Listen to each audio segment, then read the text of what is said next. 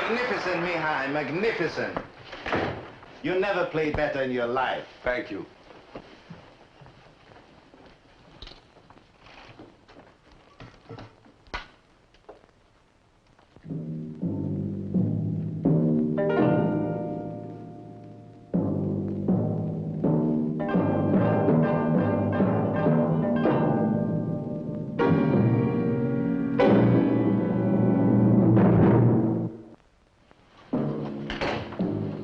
Rub your hands.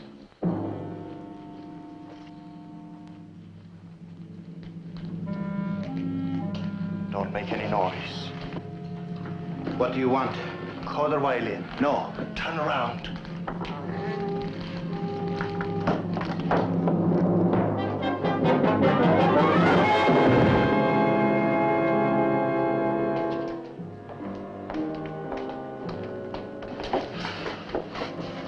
Now, just tell me how much we enjoyed the concert. Why don't you come in and meet him? He's an old friend of mine. I'll wait here for you.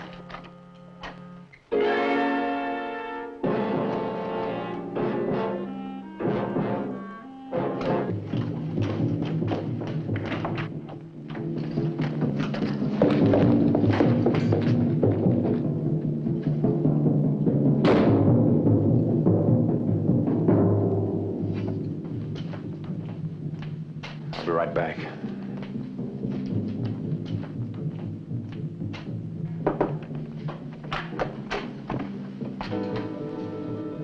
Harry Lime. Are you feeling better, Mr. Zakhar?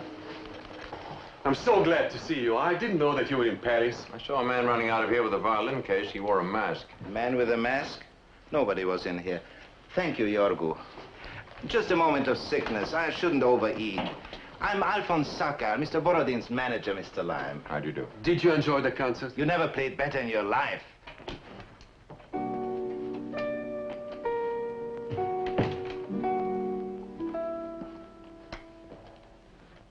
Is that the Kodor Guarnerius? Of course it is. I always played at my concerts. The great Alexander Kodor would have been proud of you tonight, Mihai. You're the only one worthy of his violin. You can make it sing like he did. Did you ever hear him play, Mr. Lime? No, he died before I had a chance. I must leave, Mihai. I just wanted to congratulate you. You played magnificently. Thank you. Please don't go. I must have someone waiting for me. Must be a beautiful girl, I'm sure.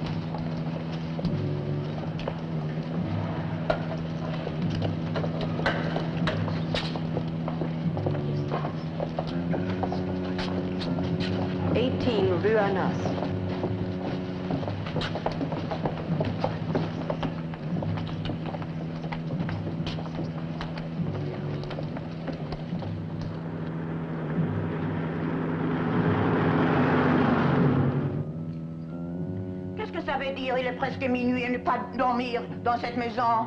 C'est une bonne maison. Qu'est-ce que vous voulez? I am expected. Oh, merci, monsieur. Merci beaucoup. Prenez garde au tapis, vous savez. C'est un vieux. I didn't think I'd ever see you again. You glad? Of course.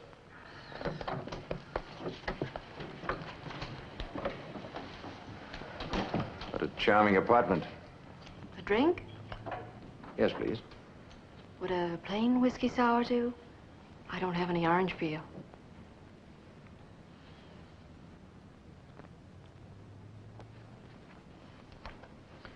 Well, let's take stock. Yesterday, I bought 2 tickets for Mihai Borodin's concert. I paid an outrageous price for them in the black market. The concert's been sold out for months. I asked a certain young lady to go with me. Colette Sardou. Charming girl. Not much of an actress, but then her measurements make up for that. 36, 24, 35, right? Yeah, that was the latest official count. 1 hour before the concert, I received a call at the hotel. She canceled our engagement. She was sick. Did she phone you herself? No, a friend of hers. A woman with a lovely voice. Thank you. You're welcome. You suggested that I take you to the concert instead. And you were most obliging about it. Here's your drink. Thank you.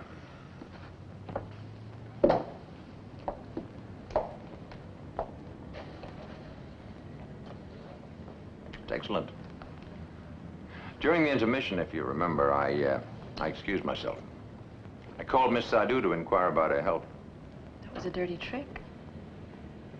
That's a perfect example of feminine logic.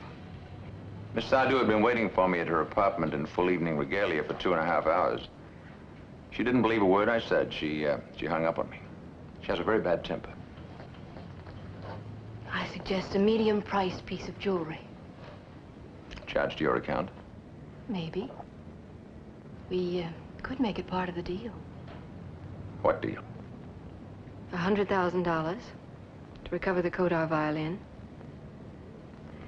You're not drinking. Not when I'm on a job. What is your job? At the moment, to hire you.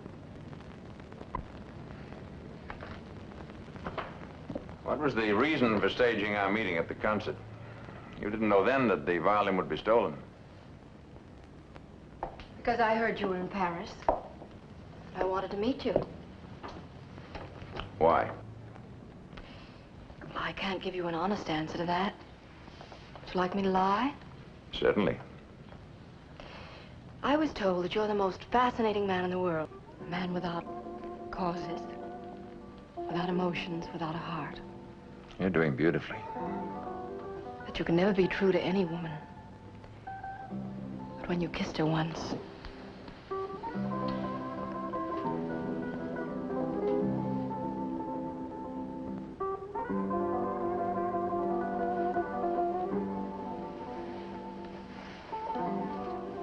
Harry? Yes? The Kodar violin? I talked to Mihai Borodin, his manager. Nobody admits the theft. I saw a man wearing a mask come out of the artist room. He was carrying a violin case. He was carrying the Kodar violin. The people I work for, the people who are offering you $100,000, want the violin back tomorrow morning. It's past midnight now. There's a small Hungarian nightclub on Montparnasse. Le Cigane Triste, the Sad Gypsy.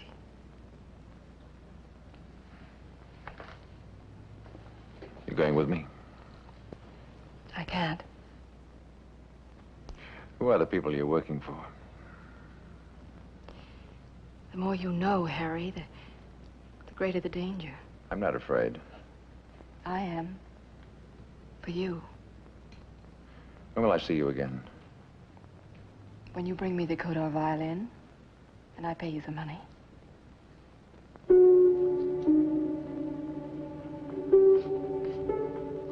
Sometime tomorrow morning?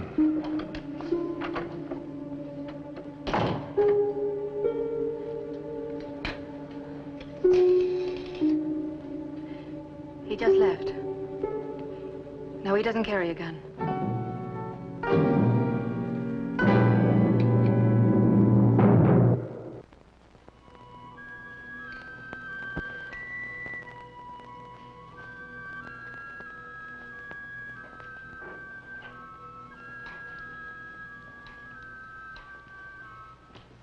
Hello?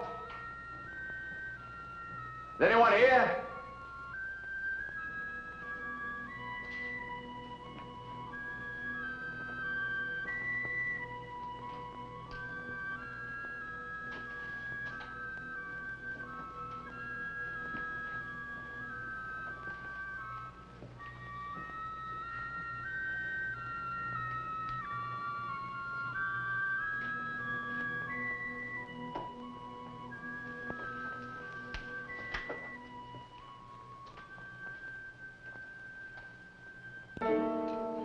Istvan Kodor and his sad violin.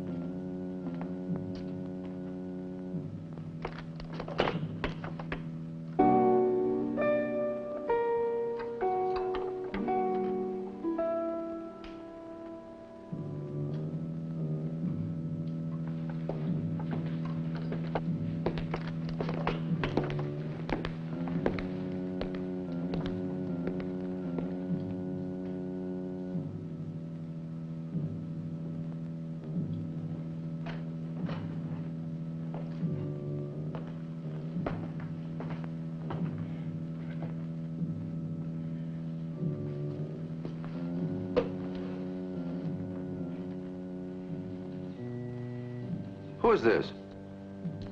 Your old friend Harry Lime, Mihai. What do you want here? I'm looking for the Kodor violin. Harry, don't. Why did you lie to me tonight, Mihai? Why did everyone lie to me? You knew that your Guarnerius was stolen. It isn't mine. Since the government changed in our country, the violin belongs to the state, like everything else. They lent it to me for this tour. If I don't bring it back... Why didn't you call the police? I can't. I don't dare to admit that the violin is gone. They kill me. Who? Oh, Harry, stay out of this. You don't know. What don't I know? Who is Istvan Kodor? Alexander Kodor's son? Yes, the great Kodor's son. And nothing. A cheap fiddle player in a nightclub, trying to capitalize on his father's fame. Did he steal the Guarnerius? Yes. He tried it before, several times. He thinks it's his. Is it? No. His father willed it to be held in trust for the best violinist in our country. 3 years ago, it was given to me. Istvan Kodor protested, to no avail. Then he started to write threatening letters. Why did you come here tonight? I want to talk to him. This place is always open until 6 or 7 in the morning. Now, I can't understand why it's empty. Why? Where does Kodor live? Upstairs, in the back. Harry, don't. Don't what? Don't go upstairs. Kodor has a gun. He has no reason to harm me.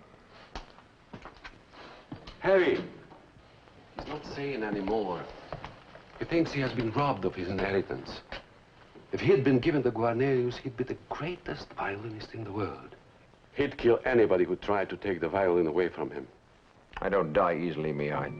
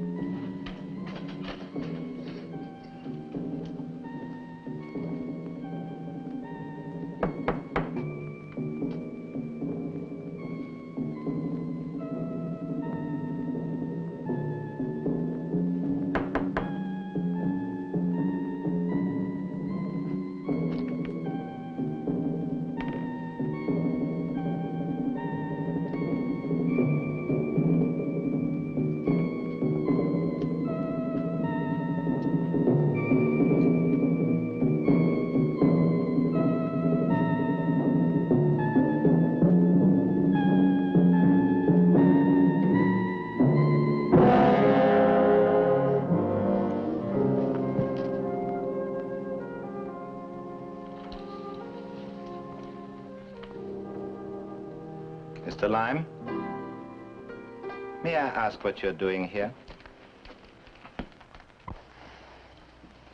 At the point of a gun, you may ask me anything, Mr. Sakal.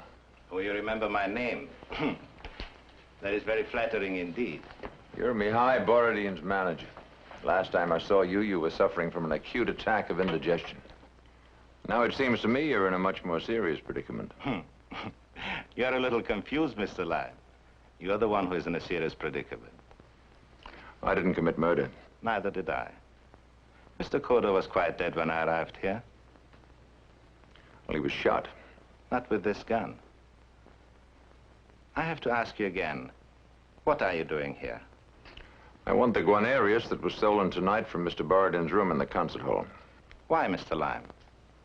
What is your interest in the Guarnerius? You're not a violinist, are you? You don't collect valuable instruments. You're acting for somebody else, aren't you? Who pays you, Mr. Lime? That's none of your business. Oh, but it is. Because I've got a gun and you don't. You seem very sure of that. Yes. Everybody knows that Harry Lime never carries a gun. You seem to know a great deal about me and my personal habits. But of course we do. We?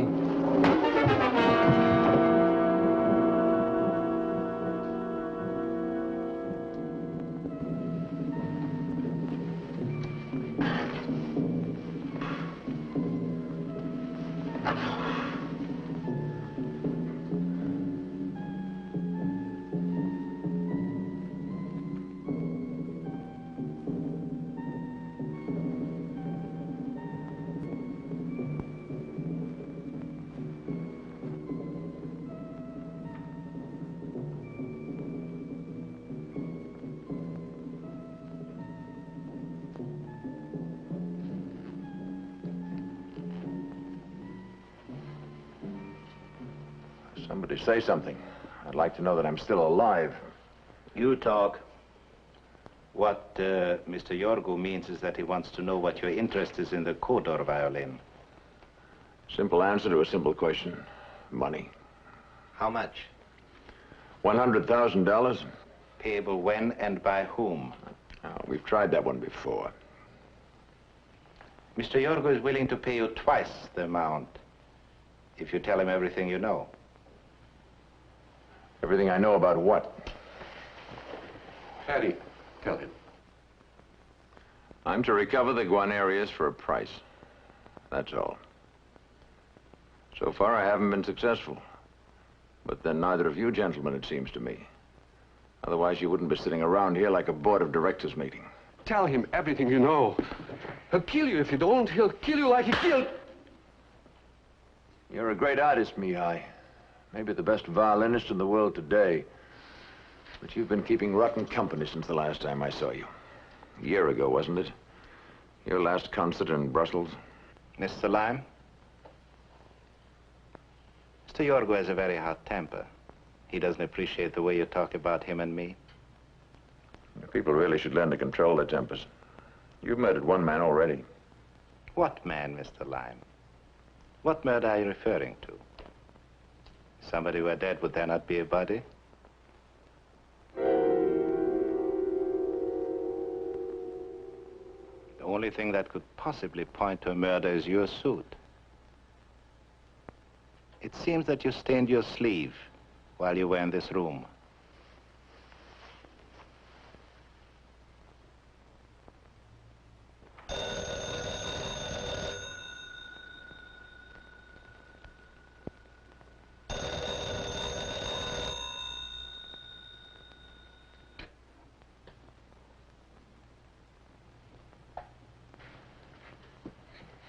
The plane can't wait any longer.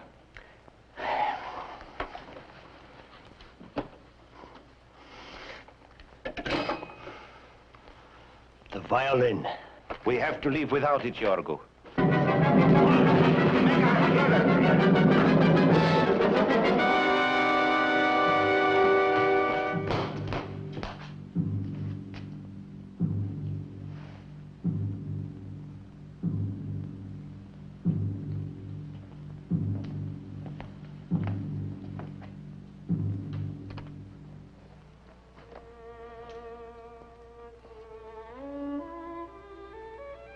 Don't move.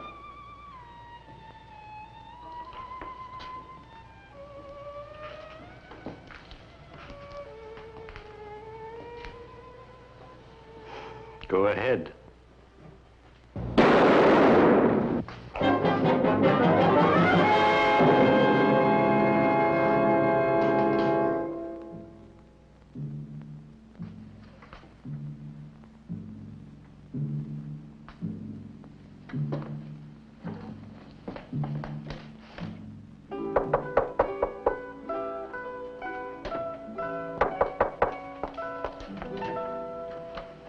One Guarnerius called the Kodor violin, and one Harry Lime accidentally alive.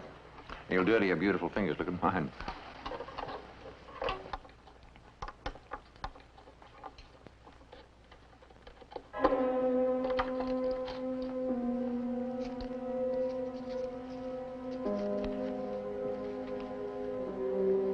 Is that it? Yes. Just a slip of paper hidden in the neck of a violin. Looks so simple. That's the way Mihai Borodin carried secret information from one country to another. Mihai? I've known him for so many years. Yorgo was the head of a spy ring. He got hold of Mihai's family, his wife and children, and blackmailed Mihai into using the Guarnerius. Since then, we've managed to get his family to France in safety.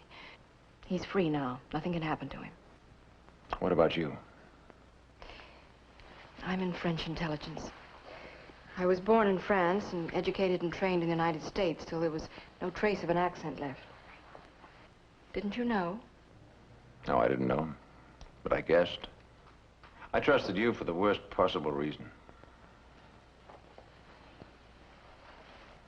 Because you're very beautiful. You'll have your check in the morning. You give it to your playmate, Alphonse Sokol, or whatever his name is.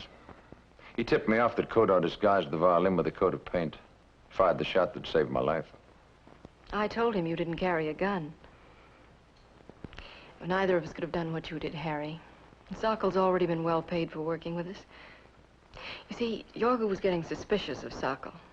And he knew that the agent sent after him was an American woman. So I needed a third man. You. Guns, espionage, killing. You play with lives every day. Still, you have a woman's lovely face, lovely smile. How is it possible? Maybe because there are men like you in the world.